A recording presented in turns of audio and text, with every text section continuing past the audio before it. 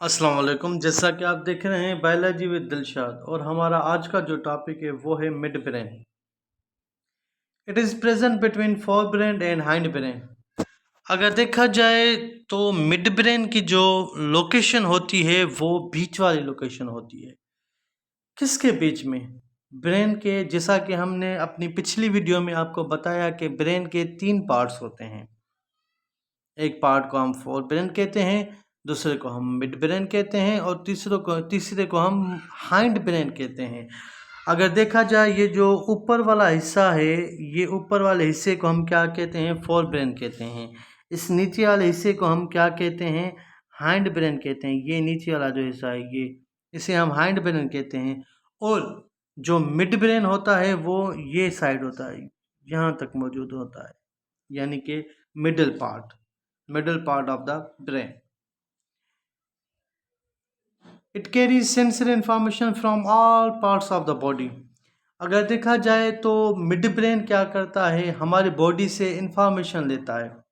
अच्छा, आप सबको पता है कि हमारी बॉडी में जो एक्टिविटी होती है, सपोज करें अगर किसी बंदे ने हमारे शोल्डर पे हाथ रखा है तो हम उस बंदे को देखते हैं और हम आइडेंटिफिकेशन करते हैं कि ये किसी बंदे का हाथ है। ये जो हाथ वाली इंफॉर्मेशन है या फिर कोई और इंफॉर्मेशन होती है, वो सब हमारी बॉडी से लेके ब्रेन तक जो इंफॉर्मेशन जाती है वो मिड ब्रेन के थ्रू जाती है। बॉडी से आप सबको पता है कि हमारी बॉडी से इंफॉर्मेशन जाती है स्पाइनल कॉर्ड तक, स्पाइनल कॉर्ड से मिड ब्रेन के थ्रू हमारे ब्रेन तक इंफॉर्मेशन जाती है। हालांकि देखा जाए तो मिड ब्रेन जो है खुद ब्रेन का पार्ट है, खुद ब्रेन का पार्ट होते हुए भी ये क्या करता है? इसका काम जो होता है वो इंफॉर्मेशन ले जाना होता है, इंफॉर्मेशन ट्रांसफ़र करना होता है ब्रेन के अदर पार्ट्स में। It controls auditory reflex and posture. अगर देखा जाए तो आइडेटरी रिफ्लेक्स या आइडेटरी एक्शन भी आप इसे कह सकते हैं।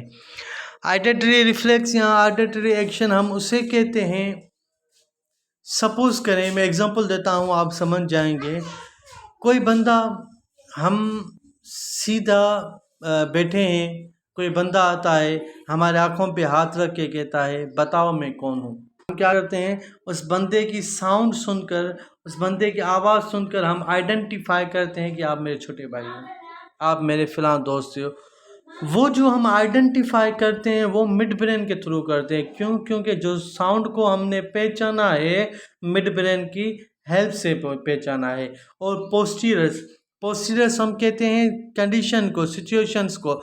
अब देखें, अभी मैं बैठा हुआ हूँ, ये जो बैठने की सलाहियत मुझे मिली है या बैठने के मैं काबिल हुआ हूँ, वो किसकी मदद से? मिड ब्रेन की मदद से।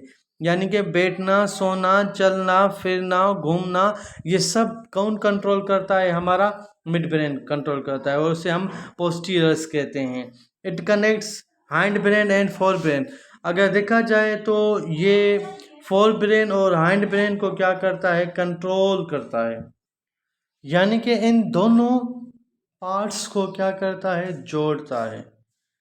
अच्छा, हम hind brain, it is present below the mid brain. अगर देखा जाए तो हाइंड ब्रेन की जो लोकेशन होती है वो मिड ब्रेन के नीचे प्रेजेंट होता है, यानी कि लास्ट वाला जो पार्ट होता है। अच्छा, देखा जाए तो मिड हाइंड ब्रेन के 3 पार्ट्स होते हैं। सबसे पहला मेडुला ऑब्लोंगेटा। अच्छा, it is present top of the spinal cord. अगर देखा जाए तो मेडुला ऑब्लोंगेटा जो होता है वो top of the spinal cord पे प्रेजेंट होता है, यानी कि जहाँ पे स्पाइनल कॉर्ड ख़त्म होता है वहाँ पे मेडुला ऑब्लोंगेटा की लोकेशन होती है। It performs autonomic activities like heart rate, breathing, blood pressure, vomiting, coughing etc। अगर देखा जाए तो मेडुला ऑब्लोंगेटा क्या करता है? ऑटोनोमिक एक्टिविटीज़ को परफॉर्म करता है। और ऑटोनोमिक एक्टिविटीज़ हम कहते हैं कि वो एक्टिविटीज़ जो हमारे कंट्रोल में ना हो, हमारी बॉडी के कंट्रोल में ना हो, हमारे बॉडी के अख्तियारात में ना हो, सपोज करें हाथ चला सकते हैं हम, पाँव चला सकते हैं, वो हमारे कंट्रोल में हैं, लेकिन वो चीज़ें जो हमारे कंट्रोल में ना हो, जैसा कि हार्ट रेट होती है। अच्छा, आप सबको पता है कि हार्ट रेट 1 मिनट में हम 72 मरतबा हमारी हार्ट होती है वो बीटिंग करती है।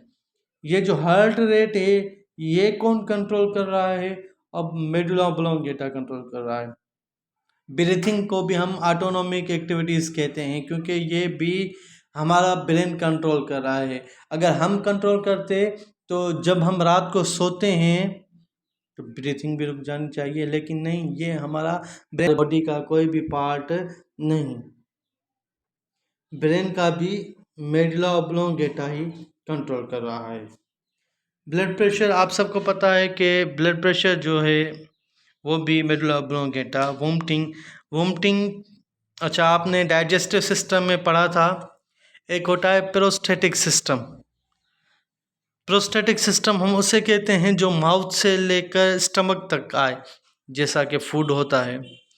एंटी प्रोस्टेटिक सिस्टम उसे कहते हैं जो स्टमक से लेके हमारे माउथ से निकले, उसे हम वोमिटिंग कहते हैं। और ये जो वोमिटिंग है वो भी ऑटोनोमिक एक्टिविटीज है।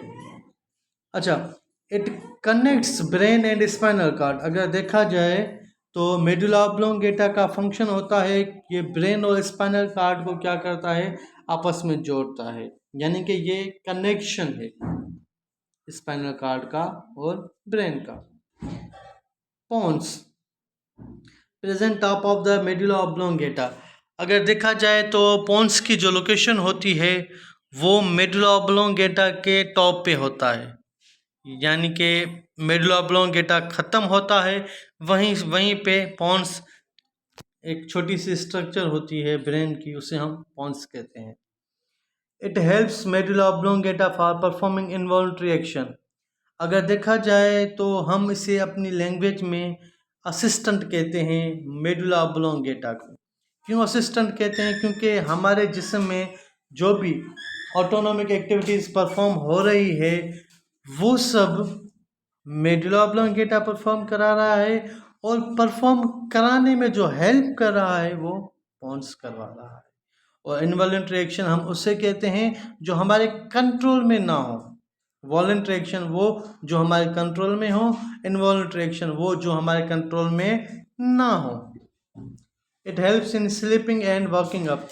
अगर देखा जाए तो पोन्स हमें स्लीपिंग और जागने में हमारी मदद करता है।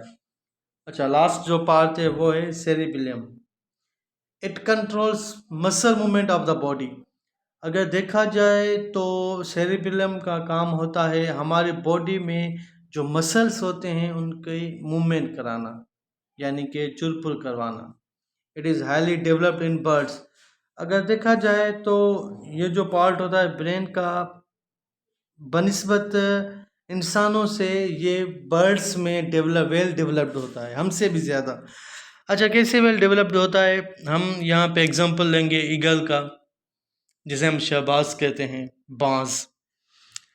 आप देखते हैं कि वो दूर से आसमान की बुलंदी से, आसमान से जब पानी की तरफ देखता है तो उसे फ़िश नज़र आती है, और वहाँ आसमान से आके वो फ़िश को कैच करके वापस चला जाता है, हालांकि पानी के अंदर भी नहीं गिरता। उसकी इतनी स्पीड होती है और उसी स्पीड को मेंटेन करते हुए फ़िश लेके ऊपर चला जाता है, यानी कि उनके मसल्स में इतनी कॉन्ट्रैक्शन, इतने डेवलपमेंट है जो उसे ज़मीन तक या पानी में ले जाने नहीं देती। अच्छा, अगर देखा जाए तो लेस डेवलप्ड इन चिल्ड्रन। अगर देखा जाए तो छोटे बच्चों में ये इतना डेवलप्ड नहीं होता। एग्जांपल में मैं आपको बताऊं कि जब बच्चा पैदा होता है और अर्ली स्टेज में चलना शुरू करता है तो हमें ये डर होता है कि कहीं बच्चा गिर ना जाए। क्यों? क्योंकि वो अपनी बॉडी बैलेंस नहीं कर सकता, और बॉडी बैलेंस के साथ साथ वो जो इनके सेरिबेलम होता है, यानी कि मेंटेनेंस करवाने वाला, वो क्या करता है, कंट्रोल डेवलप्ड नहीं होता, तो कंट्रोलिंग नहीं होती सही अच्छे नमूने से। जैसा कि मैं माज़रत ख़्वाह हूँ बच्चों की डिस्टर्बेंस की वजह से इस वीडियो में काफ़ी सारी डिस्टर्बेंस आई हुई है, क्योंकि हम अभी साइड में हैं, हमारी शहर में फ्लड आया हुआ है, तो मेरा सेपरेट रूम नहीं है। शुक्रिया।